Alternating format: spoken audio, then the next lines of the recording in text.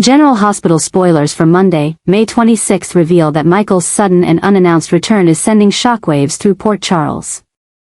A violent twist shattering the artificial peace that Willow and Drew had worked so hard to build during his absence.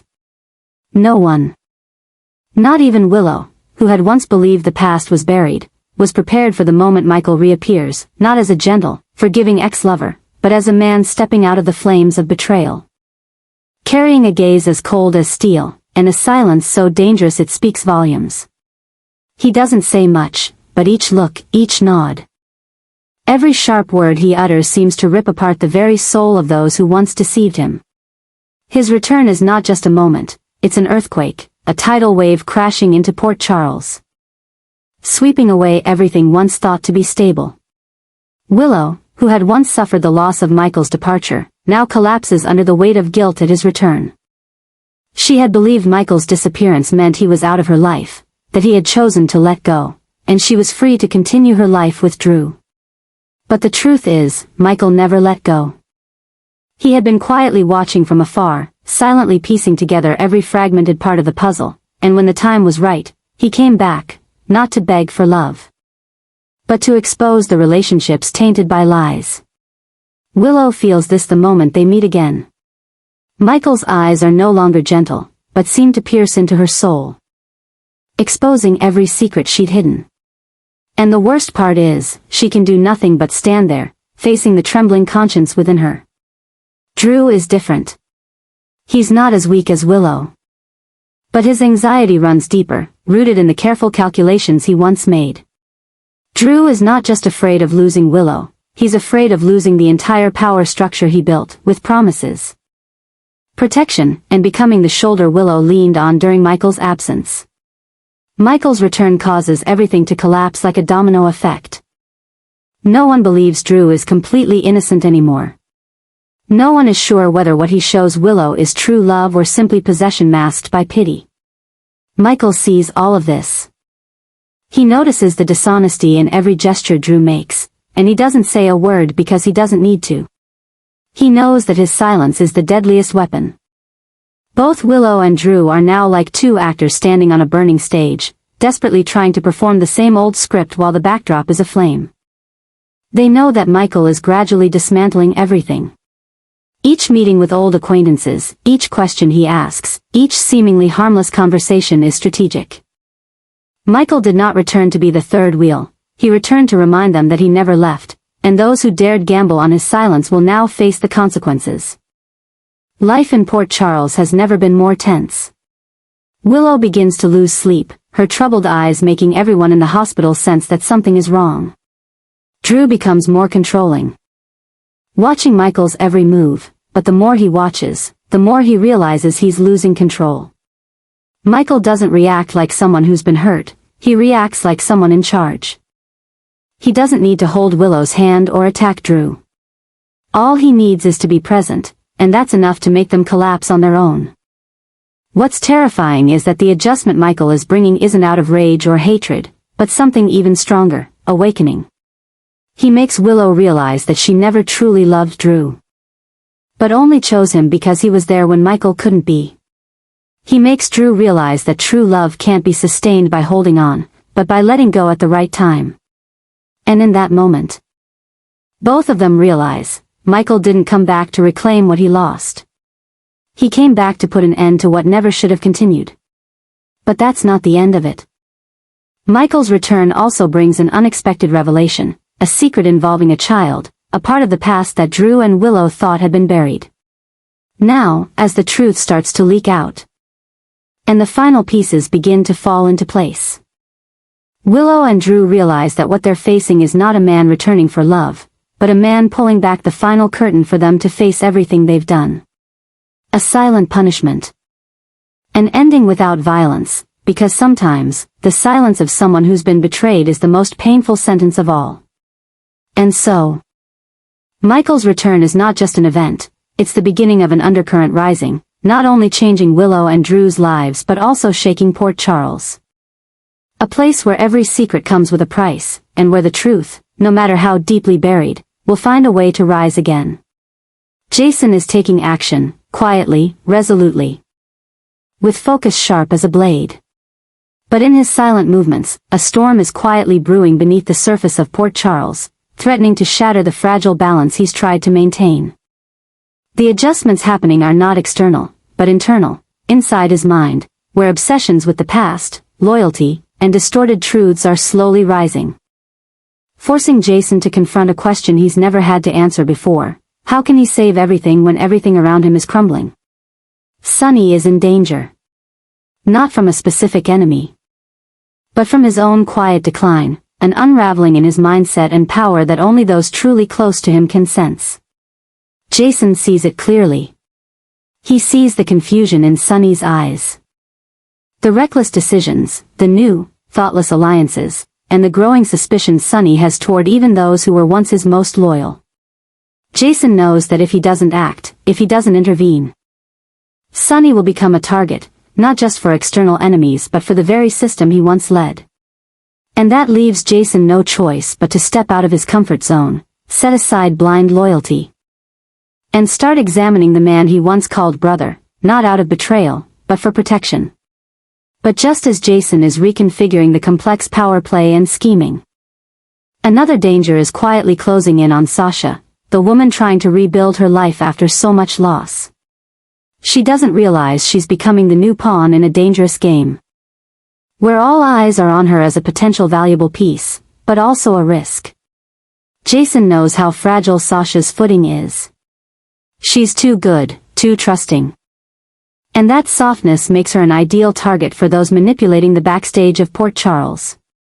By the time Jason realizes this truth, it's too late to use words.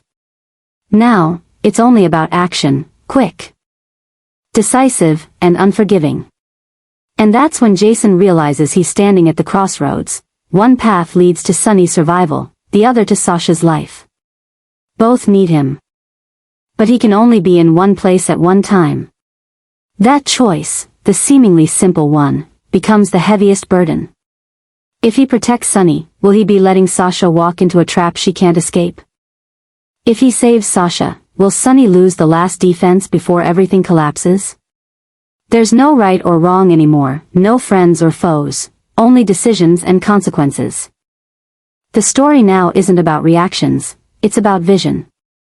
Jason has to think farther ahead than ever before, face those he once trusted, and accept that no one is entirely clean, even those who claim to save others. The truth Jason uncovers doesn't just shock, it completely changes the system of beliefs he once lived by.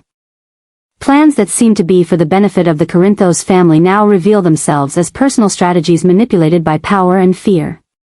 And as Jason digs deeper into this muddy secret, he feels more alone than ever. The difficult actions Jason is preparing aren't just about breaking a plot or saving someone from an assassination. They are actions that will change how Port Charles sees him. He will no longer be the silent protector. He will be the one who dares defy orders, challenges the system, and dares to say no to those once thought untouchable. Jason knows this step could cost him, possibly his freedom, his loved one's trust, or even his life. But if he doesn't act, he'll lose everything, not just Sasha, not just Sonny, but himself as well. The story is growing ever more complex. With each passing day, the dangers tighten their grip. Jason is racing against not just time, but loyalty, morality, and his own past. Old wounds are still unhealed, unanswered questions are surfacing in every heavy breath.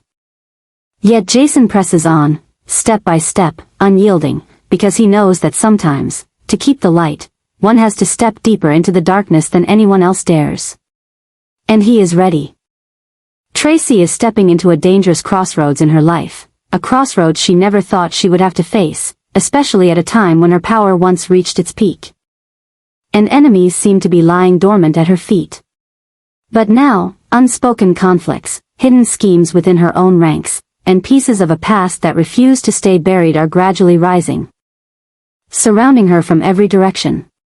Tracy, the toughest woman Port Charles has ever known, is quietly cracking inside, and for the first time in many years, she realizes she can't handle everything on her own. There are no more choices, no more time to strategize. She needs an alliance, and the most shocking thing is that she's seeking help from Sunny. Tracy and Sunny have never been on the same side. They come from two entirely different worlds. One is the cold, financial empire of the Quartermaines, and the other is the dark underground kingdom of Corinthos.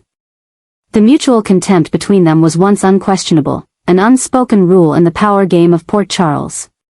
But now, it is Tracy who is breaking that boundary. As all her old alliances crumble, as the heirs she once protected turn their backs, and as loyalty within her family becomes as fragile as thin ice, Tracy is forced to make a decision that surprises even her. She needs Sunny. This isn't just a shock, it's an aftershock, a clear sign that all the old orders are beginning to tremble. The way Tracy reaches out, choosing the perfect moment when Sunny is at his weakest to propose a mutually beneficial arrangement, it's not surrender, but a bold, strategic move. What she didn't anticipate, though, was the emotional surge that would hit her when she actually had to face the person she once never trusted. Their first meeting isn't loud or dramatic, but cold and sharp, like two old foxes sensing blood in the air. Tracy doesn't beg, doesn't humble herself, but her eyes are full of silent plea, an acknowledgement, bitter and painful, that she no longer has the strength to hold everything together on her own. Sunny, with all his wisdom and sharp people-reading skills, sees this immediately. He notices the tremble in her hands. Once so accustomed to power, the cracks in the eyes that used to be as cold as steel. He understands, she is fighting with her past, with the mistakes she once hid under the guise of for the family. And now, as those mistakes return, she has only one choice left, face them or collapse. What Tracy needs isn't just power, but someone ruthless enough not to be dragged down with her. Someone who can act without being bound by morals or history. Sunny is that person. If the handshake between Tracy and Sunny were to happen, it would not merely be an alliance, it would be a turning point for Port Charles. It would shake the entire town. It would symbolize a shift in power in an unpredictable direction. And at the same time, it would become a new obsession, not just for their external enemies, but for Tracy herself. Because once she steps into Sunny's darkness, she will no longer be the person she once was. She'll have to play by his rules, learn to sever trust, and become accustomed to the idea that blood is the price for peace. Deep down, Tracy knows, this help she is asking for is an unbreakable contract. Things are getting more complicated. Old grudges are resurfacing. People thought to be removed from the power game are finding their way back. The Quartermaine family is gradually falling apart, piece by piece, with rumors and betrayals. And Tracy, with all her pride and arrogance, now stands at the crossroads of whether to reshape the game, or be swept away by what she once believed was unbreakable. Sunny makes no promises. He doesn't smile, doesn't accept, doesn't refuse. But his gaze, the gaze of someone who has lost everything and rebuilt from blood and darkness, leans slightly toward Tracy like an unspoken approval. If she dares, he will go with her, until the end. And in that moment, a new chapter begins. A chapter where Tracy is no longer the one pulling the strings behind the scenes. She is stepping into the battlefield, for the first time, not for power, but for her very survival. Carly once thought she had been through all the greatest upheavals of her life, standing by Sunny through the fiercest gang wars, losing Jason and then finding herself again in the solitude of grief, holding the Corinthos empire like a silent queen. But none of those events could prepare her for the slow, brutal shock that awaited her, Michael's return. And all the unforeseen consequences that came with it. It wasn't the reunion she had dreamed of, nor was it a tearful homecoming. Michael didn't return as a lost son seeking his mother's embrace.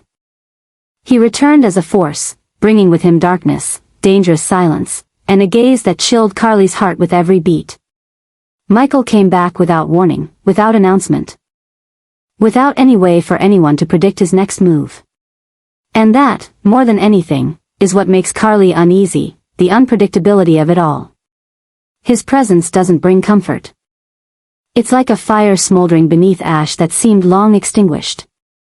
Carly sees her son, but she no longer recognizes him.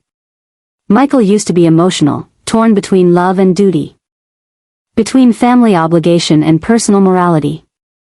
But now, he is like a silent replica of Jason, sharp, cold, and unpredictable. And Carly, who had fought tougher men than him, has never felt as small as she does now. While she is struggling to understand her son, to find a way to communicate with him, to pull Michael back into the fold of family, another problem quietly spreads like an invisible crack: Brennan. The man Carly once thought would be the fresh start she needed after a life full of turmoil. Brennan was the peace she had longed for. The promise of a life no longer trapped in cycles of crime, vengeance, and power. But now, Michael's return is shattering all the trust Carly once had, and Brennan, who once seemed so solid, has become a symbol of a future crumbling before her eyes. Brennan starts changing. Not loudly, not violently, but clearly. The probing glances. The questions that seem innocent enough but are full of sharpness. The gentle touches carrying pressure. Brennan begins to doubt Carly. He doesn't understand why she is so troubled by her son's return. He doesn't know that Carly's wounds haven't been healed by time, but by the suppressions and fragile hopes that everything will be okay if she just stops thinking about the past. But Michael's return is tearing those stitches open. Brennan, once her gentle lover, becomes someone on the other side of the fence, not out of betrayal, but because he doesn't understand the storm Carly is fighting within herself. The situation becomes more insane with each passing day. Michael shares no plans. He doesn't need to explain himself to anyone. He just acts, step by step, as if he is remaking the Order of Port Charles according to his own logic. And Carly, who once was at the center of every important decision in this town, is now pushed to the sidelines, filled only with confusion and helplessness. She is no longer the mother who can protect her son. No longer the woman who can convince the man by her side that the past doesn't define the future. She is merely an observer, watching as her world, from Michael to Brennan, slips away from her little by little, like sand slipping through her fingers. Brennan begins to set limits, conditions, warnings. He demands Carly choose between a stable future with him or continuing to live in the chaos that Michael's return is creating. But Carly cannot choose. She cannot turn her back on her son. Nor can she deny that Brennan is the only one who has made her feel loved in a way Sonny never did. This inner turmoil exhausts her, and it is in this weariness that she realizes a painful truth. Some choices don't have right or wrong, only loss. Michael, though he doesn't speak it, can feel it too. He doesn't try to hurt his mother, but he cannot stop. He is on his own path now. A path he believes will right all the wrongs of the past, a path that he knows will break the hearts of those he loves. But Michael is no longer the boy who placed emotion above logic. He is a man reborn from the ruins, and his return is a declaration that no one, not even Carly, can change the path he has chosen. As such, Carly's future with Brennan is no longer something that can be predicted. It no longer lies in plans, promises, or late-night conversations. It is being determined by a shock named Michael. By a series of unforeseen events, and by an inescapable reality, Carly is facing a new era, where she is no longer the one charting the course, but the one desperately trying not to be swept off the map entirely. And while all of this unfolds, Port Charles continues to move as if nothing has changed. But those who are paying attention can feel it, a storm is coming. And Carly, no matter how strong she is, may not have enough time to build an umbrella to protect herself this time. Because this time, the storm is born from flesh and blood, from love, from the desire to start over, and those things, when they spiral out of control, are the most dangerous fires of all. Willow is standing at a crossroads in her destiny, where every step she takes not only shapes her future but also unleashes waves of change for her entire family. Especially for two innocent children, Wiley and Amelia. After everything she's been through, from battling cancer, losing her faith, to silently parting ways in the dark, Willow had once hoped for a period of peace, a time to raise her children in tranquility. But now, that seems like nothing more than a distant dream. She's facing a choice no mother should ever have to make, fighting to keep custody of her own children. This battle is not just in the courtroom, it's in every breath. Every whispered word behind closed doors, every loaded glance from those she once trusted. Drew, who had once been her rock during Michael's absence, has now become a dangerous variable. The ambiguous relationship, the decisions made for her without consulting her, and the way he controls everything around her under the guise of protection, have all formed a cold wall that Willow feels more and more trapped by, rather than sheltered. And then Michael returns, quietly, not pleading, but cold, sharp, and calculating, like an undercurrent sweeping away the fractured order. Willow is no longer the young, naive girl who first entered Port Charles. Now, she is a mother, strong but deeply wounded, willing to do anything to keep her children close, but exhausted from not knowing who truly stands with her. She understands that both Michael and Drew have their reasons for their actions, but what they don't understand is that she doesn't need a man making decisions for her, she needs someone who listens. And neither of them is doing that. The battle for custody of Wiley and Amelia erupts like a deep cut into the fragile trust Willow has left. Everyone believes they have the right to protect the children. Michael, as the biological father, Drew, with the claim of the one who saved their lives and helped care for Amelia when Michael was absent. And Willow, who, as their biological mother, has endured labor pains, sleepless nights, and battled death just to stay by her children's side, now feels pushed out of the center. She is judged for her emotional choices, criticized for her relationships with both men, and turned into a threat to her children's stability. But Willow is done with enduring. In this storm, she is rising as a woman who understands that love cannot be begged for, and motherhood does not need anyone's approval. She begins reaching out to lawyers, gathering documents, and recording every ambiguous action, every opaque decision. Every sign that both Michael and Drew are acting out of their own egos rather than for the children's benefit. No one sees the panic in Wiley's eyes when he hears his parents arguing. No one notices Amelia's prolonged silence when Drew snaps at her in a fit of anger. But Willow sees. And that's why she won't let go. The shock is not in who will win the legal battle.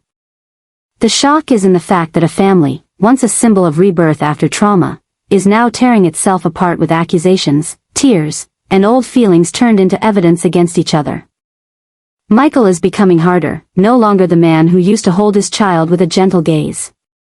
Drew is becoming a different kind of power, no different from Sunny in the old days. And Willow, once dragged into that whirlwind, is now stepping out of it, not to run away, but to reclaim what's hers, her children, her life, and her voice.